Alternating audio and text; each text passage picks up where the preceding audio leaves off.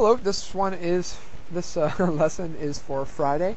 What I wanted to do for Friday is come up with something that the Part 1s might be able to apply right away.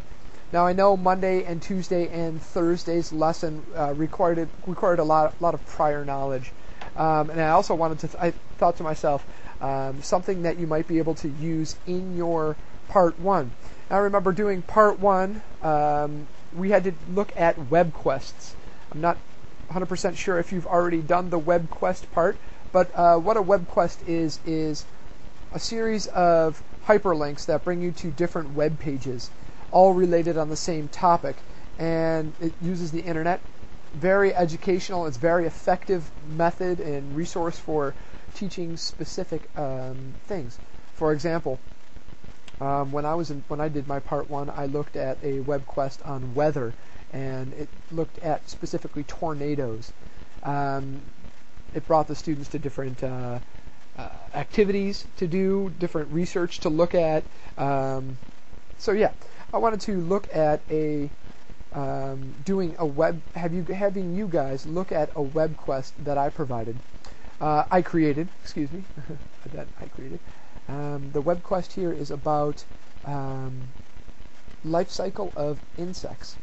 This Webquest is set up as a way that the students are detectives. In my class, I often do where the students are the detective and they need to solve the problem. Okay, so the problem here in this Webquest, and I'll give you the link to look at it, is that well, obviously you can read that there's a problem, and it all comes back to the life cycle of insects. Specifically, this life cycle is about butterflies. What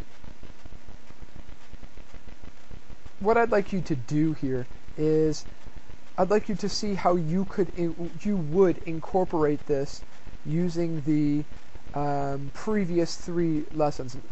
Now, the Monday and Tuesday lesson on numeracy. Take into account that was a numeracy. How would you use the other resources? You know, in there I had used the projector. I used the different the AppleWorks. Okay, so in the AppleWorks I used the painting resource. Okay, on Thursday we used the word processing resource, and we also used different websites.